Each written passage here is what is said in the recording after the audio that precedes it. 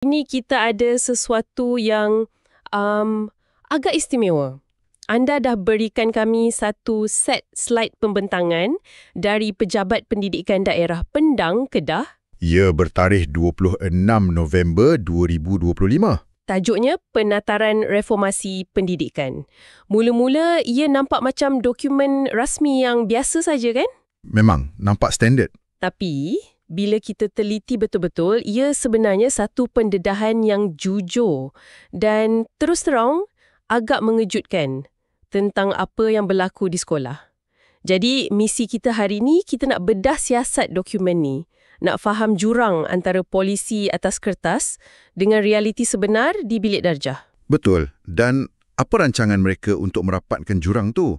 Dokumen ni bukan sekadar senarai arahan kan?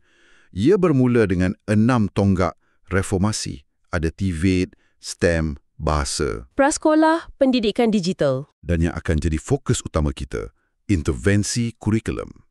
Strukturnya jelas. JPN di negeri, PPD di daerah, dan sekolah sebagai pelaksana. Tapi bahagian yang paling membuka mata adalah dapatan dari program rintis mereka. Semarak kurikulum JPN Kedah. Ya, yang itu. Di sinilah kita nampak gambaran sebenar masalah di peringkat akar umbi. Okey, jom kita mulakan terus dengan dapatan rintis tu. Bahagian pertama saja dah cukup untuk buat kita terdiam sekejap. Isu A, perkara paling asas, mesyuarat jawatan kuasa kurikulum sekolah. Dokumen ni kata ada pentadbir yang tak tetapkan minggu akademik. Tapi yang lebih menarik perhatian saya ialah isu rancangan pengajaran tahunan atau RPT. Okey, apa isunya? Laporan kata RPT kebanyakannya cuma di-download. Atau dibeli? Dibeli, ya, dibeli. Tapi tak jadikan rujukan untuk mengajar pun. Dan ini isyarat bahaya, bukan? Bila guru sampai kena beli RPT, ia bukan sekadar isu pematuhan. Ia mungkin petanda guru terlalu dibebani kerja pentadbiran. Jadi, tak ada masa nak rancang pengajaran sendiri. Mungkin. Sampai tak ada masa untuk merancang sesuatu yang betul-betul sesuai untuk kelas mereka. Jadi RPT itu dah jadi macam item dalam senarai semak saja. Untuk puaskan hati pentadbir, bukan sebagai alat bantu mengajar. Tepat. Jadi, ini bukan masalah guru malas, tapi mungkin masalah sistem yang membebankan. Dan bila kompas dah tak betul, seluruh pelayaran pun jadi kelam kabut. Kesan domino. Ya, kesan domino yang sangat jelas. Kita lihat isu B, jadual waktu. Dinyatakan jam minimum setahun tak dipatuhi mengikut surat perkeliling. Ini bukan isu kecil kan? Maksudnya murid tak dapat jumlah masa belajar yang sepatutnya. Betul. Dan ia terus bersambung ke isu C, panitia mata pelajaran. Panitia ni sepatutnya jadi macam bilik enjin akademik sekolah. Tempat guru bincang strategi, analisis data. Ya, cari jalan untuk bantu murid yang lemah. Tapi laporan ni kata apa? Ada sekolah yang fail panitia pun tak ada. Mesyuarat tak dicatat. Dan yang paling kritikal? Prestasi murid langsung tak jadi fokus. Perbincangan tentang intervensi atau penambahbaikan tak wujud. Jadi enjin tu tak bergerak. Semuanya terhenti. Tepat. Jadi masalahnya bukan setakat di pejabat atau dalam fail ya. Ia dah merebak sampai ke akar umbi. Saya nak tahu, apa yang dokumen ini dedahkan tentang keadaan sebenar di dalam bilik darjah? Di sinilah ceritanya menjadi lebih serius. Isu D, pengajaran dan pembelajaran atau PDP. Selain itu ada satu ayat yang sangat-sangat berat. Tunggu sekejap. Saya kena baca ayat ni 2 kali sebab saya sendiri tak percaya. Terdapat sekolah yang tiada PDP di semua kelas pada tarikh pemantauan. Ya, ayat tu. Maksudnya pemantau datang dan satu sekolah tu senyap. Tak ada kelas langsung. Itu yang dilaporkan. Ini bukan lagi isu kualiti pengajaran. Ini isu pengajaran tak berlaku sama sekali. Ia satu penemuan yang amat membimbangkan. Ia mungkin menunjukkan ada budaya selesa yang dah terbentuk di mana waktu mengajar tu dah tak dianggap keramat. Dan bukan itu saja kan? Dokumen tu tambah lagi. Ada guru yang mengajar tanpa rancangan pengajaran harian, RPH. Pengajaran tak ikut RPH dan corak pengajaran tidak berpusatkan murid. Apa sebenarnya maksud tidak berpusatkan murid dalam konteks ni? Secara mudahnya, ia pembelajaran salah. Okey.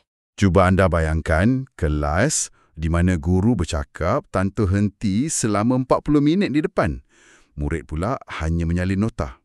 Tiada perbincangan, tiada aktiviti kumpulan. Tiada ruang untuk murid bertanya atau meneroka. Murid jadi penerima pasif, bukan peserta aktif. Faham.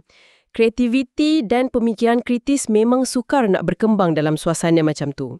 Dan kesan paling teruk dari semua ini, seperti yang disebut dalam slide. Silibus masih banyak belum diajar. Walaupun ujian akhir sesi akademik UASA sudah selesai, ini gila. Ya, Murid-murid terpaksa jawab peperiksaan untuk topik yang mereka tak pernah belajar pun. Peperiksaan tu jadi tak bermakna. tepat sekali. Cuba kita bayangkan, dah bulan November, peperiksaan akhir tahun dah dekat. Tapi, Buku aktiviti pertama pun belum habis. Ini macam kita suruh pelari maraton berlumba, tapi dia baru habis panaskan badan. murid-murid ni dihantar ke medan perang USA tanpa senjata yang lengkap. Dan ini membawa kita terus kepada isu E, latihan murid. Laporan ni kata, buku aktiviti 1 belum selesai dan buku aktiviti 2 Langsung tak digunakan. langsung tak digunakan. Dan yang lebih menyedihkan, buku latihan yang murid dah siapkan pula tak disemak oleh guru. Saya cuba bayangkan jadi murid tu. Buat kerja, tapi tak pernah tahu betul ke salah. Lama-lama, mesti rasa sia-sia kan? Motivasi pun hilang. Tapi dari perspektif guru pula, kenapa agaknya buku tak disemak? Beban kerja melampau. Mungkin kedua-duanya sekali. Tanpa semakan, latihan hanya jadi tugasan kosong. Ia bukan setakat sia-sia, ia boleh membunuh motivasi. Sepatutnya ada kitaran maklum balas. Murid cuba, guru beri maklum balas, murid belajar. Ya, bila kitaran tu putus, yang tinggal hanyalah kerja kosong tanpa pembelajaran. Dan ini membawa kita ke penemuan terakhir yang paling logik. Isu F, intervensi mata pelajaran. Sulah tentu, kalau kerja murid tak disemak dan prestasi tak dianalisis, Macam mana sekolah nak tahu murid mana yang perlukan bantuan? jadi tak ada intervensi yang dirancang, Kalau ada pun, laporan tu kata keberkesanannya tak dinilai. ia satu kitaran yang memusnahkan. Perancangan tak dibuat, pengajaran tak menyaluruh, kerja murid tak disemak, jadi tiada bantuan diberi. Dan kitaran ni berulang setiap tahun. Ia satu gambaran sistemik di mana setiap bahagian yang sepatutnya menyokong telah gagal berfungsi. Terus terang saya rasa agak pesimis. Faham? Rasanya macam banyak sangat yang rosak. Betul. Tapi mujurlah, dokumen ini tak berhenti setakat menyenaraikan masalah. Mereka ada cadangan pelan tindakan kan? Jom kita lihat bahagian penyelesaian pula. Ya, betul. Dokumen ini menggariskan 4 inisiatif intervensi utama. Inisiatif 1 dan 4 sangat berkait rapat. Okey. Inisiatif 1 adalah untuk memperkenalkan dokumen penjajaran kurikulum atau DPK, edisi ketiga. DPK. Khusus untuk subjek teras tahap 1, sains, matematik, bahasa Melayu dan bahasa Inggeris. Penjajaran kurikulum. Apa bezanya dengan kurikulum sedia ada? Adakah ini bermakna kurikulum sekarang terlalu susah? Bukan soal susah atau senang, tapi lebih kepada realistik dan boleh dicapai. Maksudnya, Bila kita dengar masalah silibus tak habis diajar, salah satu puncanya mungkin kandungan kurikulum terlalu padat. untuk masa yang diperuntukkan. Tepat. Jadi DPK ini cuba menyusun semula kandungan itu. Mungkin dengan gabungkan beberapa topik atau fokus pada konsep yang paling asas. Supaya guru ada masa yang cukup untuk mengajar dan murid ada masa untuk faham. Ia adalah respon langsung kepada masalah yang kita bincangkan tadi. Dan di sinilah inisiatif 4 masuk, kan? Betul. Tak guna ada dokumen baru kalau cikgu tak faham macam mana nak guna. Jadi inisiatif keempat adalah untuk pastikan semua guru dan pentadbir diberi latihan. Taklimat melalui penataran dan webinar. Ya, supaya semua orang berada di halaman yang sama. Apa yang saya suka tentang pendekatan mereka ialah peralihan dari sikap reaktif kepada proaktif. Oh, okey. Ini paling jelas dalam inisiatif 2, pengesanan literasi dan numerasi seawal tahun 1. Jadi ini bukan lagi pendekatan tunggu sampai murid gagal baru nak tolong. Tepat sekali, selepas 3 bulan program transisi, murid akan melalui saringan untuk kemahiran 3M. Membaca, menulis dan mengira. Ya, ia cuba kesan masalah dari awal sebelum ia sempat membara. Saya nampak dalam slide tu salah satu objektifnya ialah membina keyakinan diri murid. Ini sangat penting. Budak-budak kalau dah rasa ketinggalan dari awal, memang susah nak kejar balik. Motivasi pun akan jatuh. Memang. Kalau kita dapat campur tangan awal, kita boleh elakkan jurang pencapaian tu daripada jadi semakin luas. Ia satu strategi pencegahan. Bukan lagi sekadar pemulihan di peringkat yang sudah lewat. Okey, sekarang mari kita ke inisiatif 3.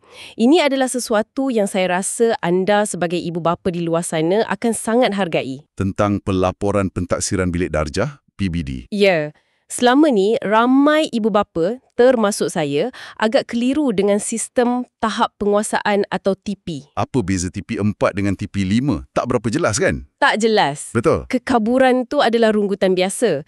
Jadi perubahan yang dicadangkan ni sangat praktikal. Apa perubahannya? Untuk pelaporan UASA, ia akan ditukar kembali kepada format peratus dan grade.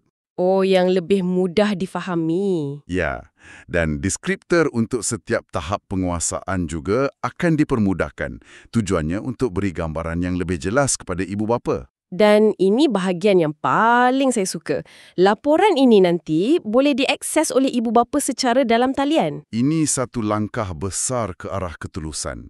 Anda tak perlu lagi tunggu hujung penggal untuk tahu prestasi anak. Boleh pantau dari semasa ke semasa. Dan yang paling penting, semua cadangan ini tak dibiarkan tergantung. Maksudnya? Dokumen ini menyenaraikan dengan sangat spesifik tindakan susulan yang perlu diambil oleh pentadbir sekolah. Ini bahagian accountability. Jawapan terus kepada masalah pemantauan yang kita sebut tadi. Tepat. Ingat tak dapatan rintis tadi yang kata pentadbir tak pantau semakan buku latihan? Ya, ingat. Nah, tindakan susulan ini adalah jawapannya. Boleh bagi beberapa contoh? Boleh. Untuk dipikir, pentadbir diarahkan untuk sebar luas maklumat. Pantau pelaksanaannya dalam RPH guru. Okey. Untuk pengesanan literasi tahun 1 pula, pentadbir mesti maklumkan kepada ibu bapa tentang saringan tu. Dan kena berbincang secara peribadi dengan ibu bapa murid yang perlukan bantuan pemulihan. Jadi tiada lagi kejutan. Semuanya telus. Betul. Maknanya tanggungjawab dilepaskan terus di bahu pemimpin sekolah. Ya. Mereka tak boleh kata, saya tak tahu atau itu kerja guru. Mereka dipertanggungjawabkan untuk pastikan reformasi ini berlaku. Tepat sekali. Ia cuba menutup lompang pemantauan dan accountability yang sangat ketara dalam dapatan rintis sebelum ini. Jadi, kalau kita rumuskan keseluruhan penelitian kita hari ini, dokumen dari PPD Pendang ini sebenarnya satu dokumen yang sangat berani. Ia memberi kita gambaran yang jujur. Walaupun pahit, ya, tentang realiti di sesetengah sekolah, ya. Masalahnya bukan calang-calang. Dari RPT yang jadi hiasan, kelas yang sunyi tanpa pengajaran. Sampailah buku latihan yang tak bersentuh dakwat merah guru. Ia menunjukkan ada bahagian-bahagian penting dalam enjin sekolah ni yang dah rosak atau tak bergerak langsung. Dan akhirnya menyebabkan murid tidak mendapat hak mereka untuk belajar dengan sempurna. Betul. Tapi di sedalik gambaran yang suram tu, apa yang kita nampak juga adalah satu plan tindakan yang sangat tersusun. Ya, ia tidak menuding jari semata-mata. Tapi ia menawarkan jalan keluar yang praktikal. Fokusnya jelas. Kurikulum yang lebih realistik, bantuan awal untuk murid, komunikasi yang lebih telus dengan ibu bapa. Dan paling utama, meletakkan semula accountability di tempatnya. Pembaharuan yang dicadangkan ini kebanyakannya tertumpu kepada proses, pemantauan dan sistem pelaporan. Betul. Ia adalah langkah-langkah untuk membaiki jentera pentadbiran pendidikan yang rosak. Namun, salah satu masalah teras yang dikenal pasti tadi ialah amalan pengajaran yang tidak berpusatkan murid. Ini membawa kita kepada satu persoalan penting untuk anda fikirkan. Silakan. Dengan semua penambahbaikan dari segi prosedur, dokumentasi dan sistem pelaporan yang lebih canggih ini, adakah ia dengan sendirinya cukup untuk mengubah apa yang berlaku di antara seorang guru dengan 30 orang murid di dalam sebuah bilik darjah? Adakah reformasi pentadbiran ini mampu menyalakan semula kreativiti, semangat dan hubungan insan yang menjadi nadi kepada pendidikan sejati untuk akhirnya melahirkan generasi madani seperti yang kita semua harapkan?